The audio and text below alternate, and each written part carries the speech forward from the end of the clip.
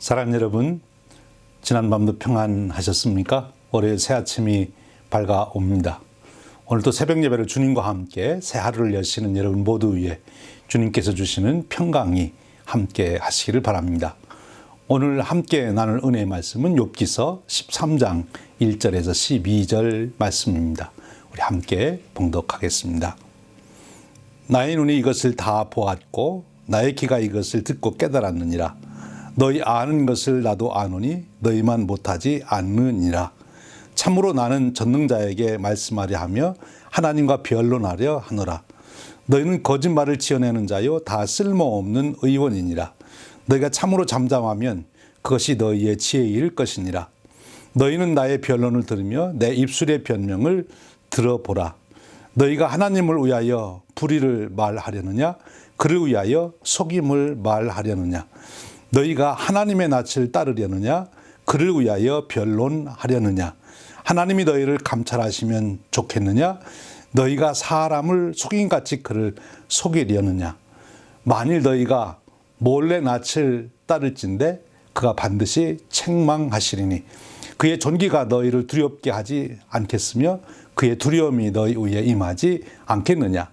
너희의 격언은 재 같은 속담이요 너희가 방어하는 것은 토성이니라.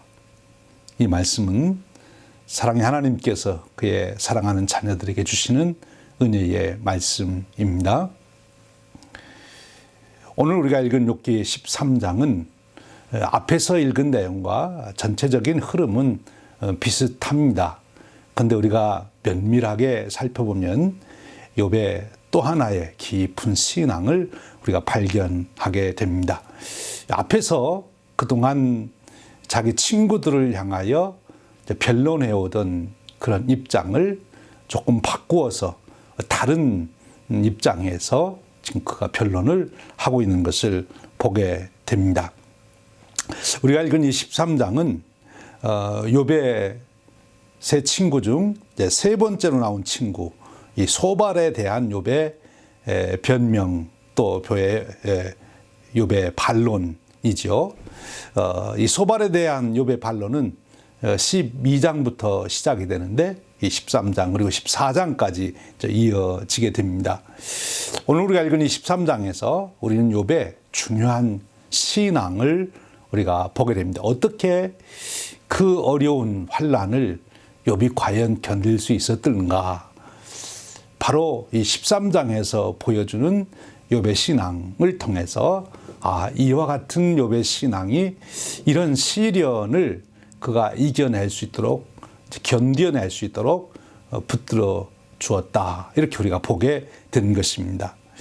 이 13장은 크게 셋으로 나눠집니다. 1절에서 13절 그리고 14절에서 19절 그리고 20절에서 28절 말씀입니다.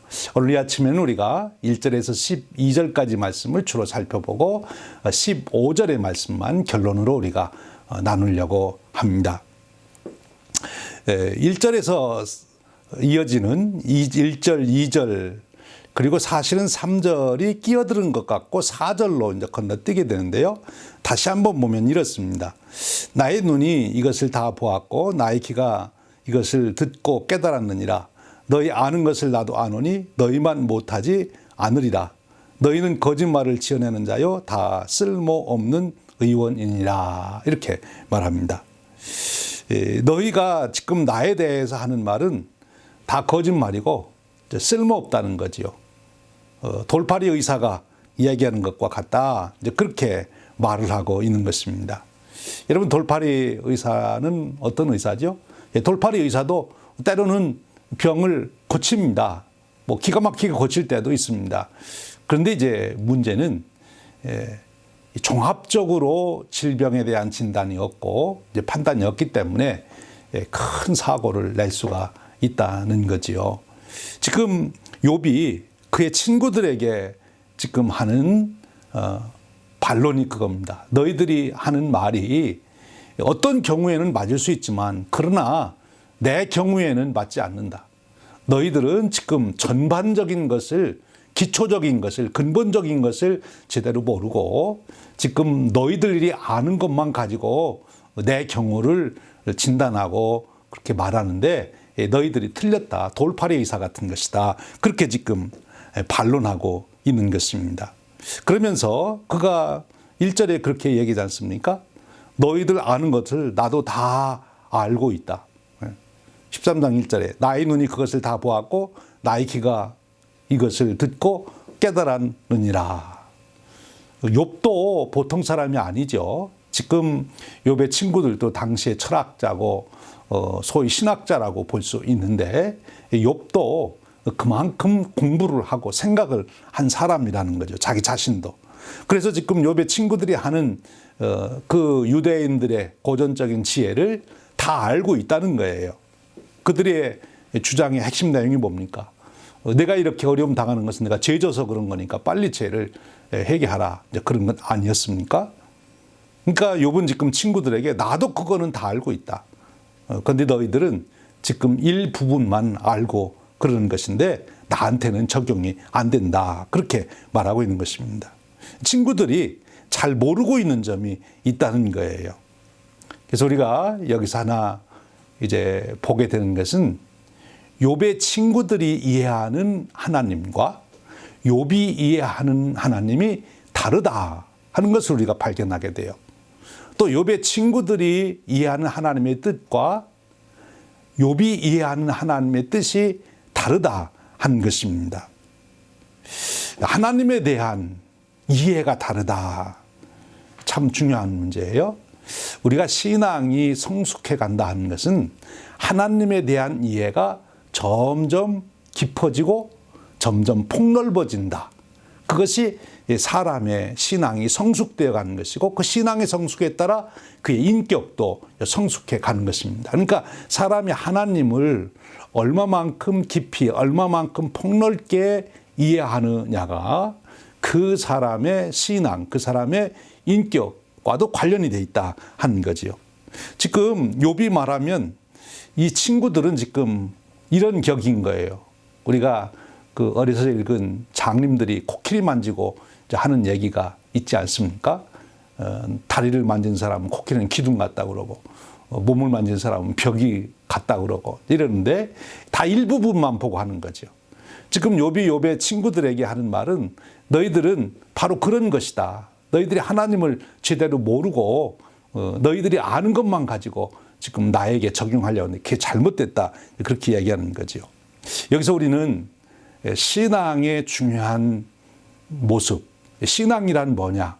그것은 하나님을 알아간 것이다.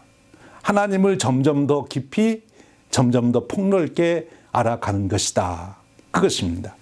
그런데 하나님을 점점 깊이 알아가고 점점 폭넓게 알아가면 한 가지 지식에 그가 매이질 않는다는 거예요. 다른 말로 말하면 하나님을 점점 깊이 알아가고 폭넓게 알아갈수록 하나님은 절대자다 하는 고백을 하게 된다는 것입니다. 하나님은 참으로 신묘막측하신 분이시다.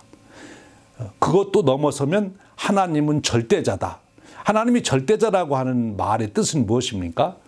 유한자인 우리 인간은 하나님을 이해할 수가 없다. 하나님을 설명할 수가 없다. 한 가지 방법으로 우리 인생의 결론을 내릴 수가 없다. 그렇게 고백이 되는 것입니다.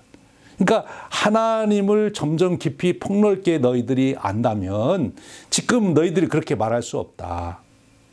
하나님 앞에 우리 인간의 유한성을 지금 욥은 전제로 두고 있는 것입니다. 우리가 이제 쉽게 이런 생각을 할 수 있어요. 우리의 인생의 삶에 대해서 성경이 가르쳐주는 하나님은 어떤 분인가 이미 답이 다 나와 있어서 이제 그 답을 알려주십시오. 정답만 알려주십시오. 이제 이렇게 말씀하시는 분들이 있는데 하나님에 대한 정답이 있기도 하고 없기도 합니다. 있기도 하다고 하는 것은 이미 인간들이 경험한 것, 이미 내가 경험한 것, 그리고 그 경험 속에서 하나님의 말씀을 깨닫고 하나님이 응답해 주셔서 알게 된 하나님, 그건 답이 있지요.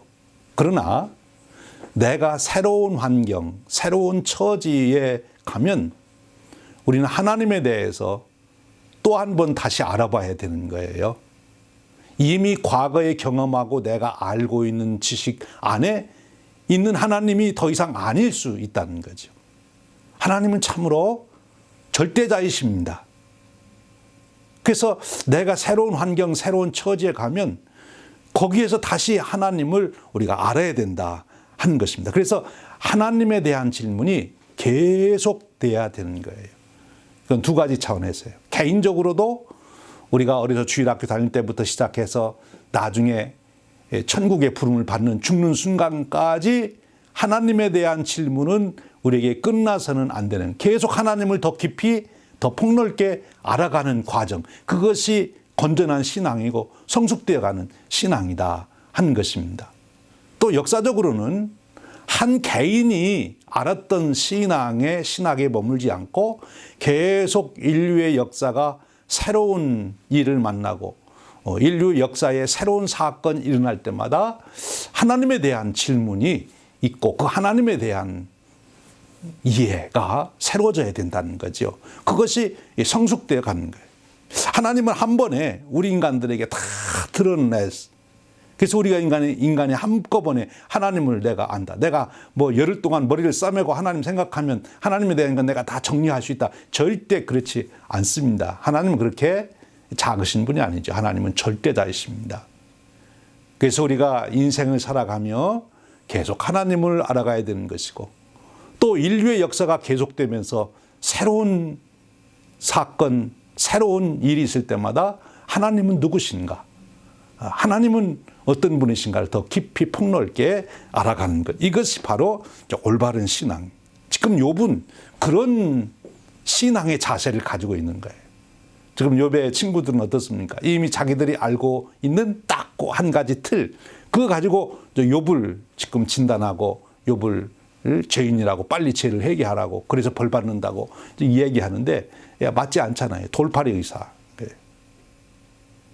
그리고 이제 보십시오. 그래서 3절에 이렇게 말합니다. 욥이 참으로 나는 전능자에게 말씀하려 하며 하나님과 변론하려 하노라. 이게 뭡니까? 욥의 신앙의 자세예요. 자기는 끊임없이 하나님과 대화하고 자기가 이해하지 못하니까 왜 이런 일이 일어나는지 알 수 없으니까 하나님과 변론하겠다는 거예요. 이제 자기 친구들 그렇게 딱 고정화된 그런 사람들하고는 더 이상 얘기 안 하겠다. 나는 하나님하고 이야기하겠다. 여러분 그 속에는 어떤 신앙이 있는 거지요? 하나님은 지금 내가 이해하지 못하는 이 상황 속에서도 하나님은 여기에 계시다. 이 믿음이 욥에게 있는 거지요. 이제 계속해서 우리가 이 말씀을 읽어가 보면 이제 9절에 이런 말씀이 나옵니다. 9절, 7절부터 보면 너희가 하나님을 위하여 불의를 말하려느냐 그를 위하여 속임을 말하려느냐 너희가 하나님의 낯을 따르려느냐 그를 위하여 변론하려느냐 하나님이 너희를 감찰하시면 좋겠느냐 너희가 사람을 속임같이 그를 속이려느냐 이렇게 말씀합니다. 지금 욥이 그의 친구들에게 놀라운 도전 하나를 하고 있는 거예요. 이것이 욥의 신앙이기도 합니다. 앞에 하는 말씀과 비슷한 말씀인데 조금 차원이 다른 거예요. 지금 욥의 친구들은 계속 네가 벌 받는 거, 네가 이렇게 재난을 당하는 것은 죄 때문이다. 계속 그 논리만 가지고 욥을 이제 공격하고 욥에 대한 얘기를 하잖아요. 욥의 고난에 대한 얘기. 그런데 지금 욥은 너희들이 그 가지고 있는 그 지혜라고 너희들이 말하는 그것만 얘기하지 말고 하나님을 직접 너희들이 관심을 가져라 하는 겁니다. 하나님에 대한 교리가 아니라 하나님 자체, 하나님 자신에 대해서 그분에 대해서 너희들이 계속 변론을 해야 된다. 하나님 자신의 관계를 가지는. 좀 더 극단적으로 좀 선명하게 말하면 지금 욥의 친구들은 어찌 보면 하나님에 대한 관심은 없고 자기들이 가지고 있는 논리, 자기들이 가지고 있는 교리에만 관심이 있어요. 그리고 하나님에 대한 관심이 없어요. 근데 여러분 참 신앙은 무엇입니까? 어떤 교리나 어떤 원리에 관심을 갖는 것이 아니라 하나님 그분 인격자 하나님 그분에게 관심을 갖는 거예요. 하나님에게 관심을 갖는 것이 신앙의 본질이에요. 여러분 그 예수님 당시에도 예수님이 바리새인들을 책망을 합니다. 근데 사실 바리새인들이 그 당시 살아간 것을 보면 굉장히 외적으로 볼 때 경건하게 살아갔어요. 정말 안식일도 잘 지키고 11조도 하고 그리고 선도 베풀고 뭐 정결한 생활도 하고 그랬어요. 그러니까 예수님이 책망은 그들이 그런 룰에 그런 규칙에만 관심을 갖고 있는 거예요. 하나님 그분에게 하나님에게 관심을 갖는 것이 아니라 지금 욥이 그 얘기를 하는 거예요. 너희들도 하나님에게 관심을 가져봐라. 하나님과 너희들이 변론해봐라. 하나님에 대한 관심을 갖는 것, 이것이 신앙의 본질이다 하는 것입니다. 욥이 그 어려운 중에도 그 어려움 속에서 이렇게 비명을 지르면서도 지금 버티고 있을 수 있는 힘은 그가 하나님께 관심을 뒀기 때문에 그래요.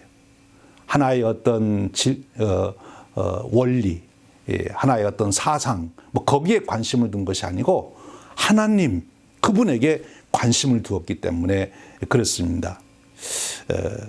그래서 그는 12절에 이렇게 말씀합니다. 10절부터 보면요. 만일 너희가 몰래 낯을 따를진대 그가 반드시 책망하리니 그의 존귀가 너희를 두렵게 하지 않겠으며 그의 두려움이 너희 위에 임하지 않겠느냐. 너희의 격언은 재 같은 속담이요 너희가 방하는 것은 토성이니라. 이 격언에 너희들이 지금 너희들이 논리로 내세우는 그거에 집착하지 말아라. 그것은 재 같은 것이다. 그리고 그걸로 너희들을 방하려고 하는 것은 토성을 쌓는 것과 같다. 그렇게 얘기하는 거죠. 여러분 여기에서 우리가 아주 중요한 그 신앙의 질문을 갖게 되는 거예요. 건전한 신앙이 뭐냐 하는 거죠. 우리가 이렇게 이제 교회에 열심히 나오고 신앙생활 하게 되면요. 시간이 지날수록 자칫 잘못하면 참된 신앙의 자세, 신앙의 길에서 어긋나기가 쉽습니다. 그 하나가 뭔가면 열광주의에 빠지는 거예요. 열광주의. 열광이라고 하는 것은 좋은 겁니다. 그런데 열광주의가 안 좋은 거예요. 그러니까 하나님에 대한 관심보다도 자기가 지금 무슨 행동을 하고 있는가 뭔가 열심히 해야 되는 것 같아요. 그래서 열심히 활동을 합니다. 그것이 신앙이 좋은 것인 줄로 착각할 수가 있다는 거죠. 하나님에 대한 관심이 없이 어떤 일에 사업에 그렇게만 열정을 내는 것은 열광주의자가 될 수가 있다는 거예요. 하나님에 대한 열정을 갖고 하나님이 내게 주신 사명에 대해서 열정적으로 하는 것은 좋은 거예요. 열정은 좋은 건데 하나님에 대한 뜻은 관심 없이 그냥 하는 일에 열심만 해야 된다고 생각하면 그것이 문제될 수가 있는 거예요. 또 하나는 그 반대예요. 냉소주의죠. 다 해봤다 옛날에 나도 그랬더니 별거 아니더라. 그렇게 해서 이제 그 신앙의 열정이 없고 차가워지는 것. 신앙에 더 이상 깊이 생각하고 들어가려고 안 해요. 나도 다 한다. 해봐야 그래. 그런 거지요. 그리고 또 하나는 위선에 빠질 수 있다는 것입니다. 다른 사람들에게는 신앙이 좋은 것처럼 보여야 되죠. 그러니까 속에는 하나님을 경배하고 예배하고 찬양하고 싶은 마음이 없는데 예배 시간에는 열심히 나와서 예배 시간 지키는 거죠. 하나님에 대한 감사함과 하나님의 주권은 인정 안 하면서 그냥 헌금 생활은 하는 거예요. 다른 사람들을 회개는 신앙이 좋은 것처럼 보여야 되니까. 이게 우리가 잘못하면 잡힐 수 있는 트랩인 것입니다. 여기서 벗어나야 돼요. 그래서 우리는 하나님에게 집중해야 된다는 거죠. 하나님을 생각하고 하나님과 대화하고 하나님께 질문하고 지금 욥이 하나님께 매달리는 것처럼 그렇게 하나님께 매달려야 되는 거예요. 하나님 좀 대답 좀 해 주십시오. 하나님 저에게 좀 나타나십시오. 하나님 제가 하나님 만나고 싶습니다. 15절에 그래서 이렇게 말하잖아요. 그가 나를 죽이리니 내가 희망이 없노라. 그러나 아뢰리라.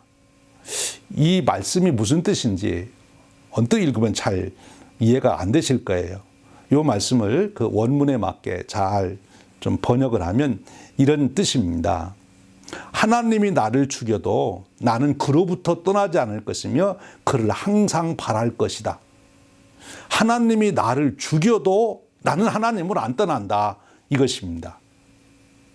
대단한 것이죠. 이것이 욥의 신앙이에요.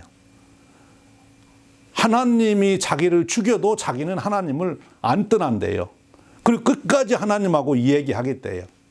그러니 하나님, 내 목숨만 붙어있게 해주십시오. 내가 죽으면 하나님과 더 이상 얘기할 수 없으니까 하나님 내 목숨만 있게. 왜? 하나님과 얘기하고 싶습니다. 하나님 말씀해 주십시오. 하나님 나타나 주십시오. 하나님을 안 떠나겠다고 하는 거죠. 이것이 욥의 신앙인 거예요. 여러분, 우리가 어려움을 당할 때 우리는 시험에 들기 쉽지요. 하나님을 생각 안 하고 어떤 교리, 어떤 원리, 어떤 사상에 매여서 내 존재가 거기 갇힐 수 있습니다. 우리는 끊임없이 하나님 함께 나아가야 돼요. 절대자 하나님, 신유막측하신 하나님께 나아가서 하나님, 지금 저는 어떤 상황에 있는 것입니까? 하나님이 지금 하시고자 하는 일은 무엇입니까? 하나님 제게 말씀해 주십시오. 어느 정도로요? 내 운명을 거는 거죠. 그래서 하나님이 나를 죽여도 나는 하나님 안 떠나겠다. 이렇게 매달리는 거죠. 이것이 욥의 신앙입니다. 이 신앙이 욥으로 하여금 이 참 엄청난 재난을 지금 통과하도록 하고 있습니다. 사랑하는 여러분, 저와 여러분에게도 이런 욥의 경지까지 갈 수 있으면 참 좋겠습니다. 어떤 상황에도 정말 하나님 나를 죽이더라도 나는 하나님 안 떠납니다 할 만한 신앙 고백, 내 존재 자체를 하나님께 전폭적으로 위탁해버린 그런 신앙, 이 신앙에 이르는 축복이, 성숙이 저와 여러분에게 주어지시기를 주님의 이름으로 축원드립니다. 함께 기도하겠습니다. 하나님 아버지, 오늘 하루를 시작하기 전에 저희들 욥기서를 통하여 또 한 번 우리 자신을, 우리의 신앙을 진단하게 하시니 감사합니다. 오늘 욥기서를 읽으며 또 우리에게 주신 메시지를 우리에게 적용하고 살 수 있도록 은혜 주시되, 우리가 끊임없이 우리의 관심이 하나님을 떠나지 않게 하시고 우리의 시선이 하나님을 벗어나지 않게 하시고 우리가 죽음에 이를지라도 하나님을 바라보겠다고 하는 욥처럼 하나님만 바라보는 저희들 되도록 축복해 주시기를 원합니다. 그리하여 우리가 어떤 상황 형편에서든지 그 모든 일을 견디어가고 극복해가고 하나님이 이끄시는 그 방향으로 따라갈 수 있는 저희들이 되도록 축복해 주시옵소서. 우리 주님 예수 그리스도의 이름으로 기도하옵나이다. 아멘. 예, 여러분, 오늘 또 주님 은혜 가운데 승리하시는 하루 되시기를 바랍니다.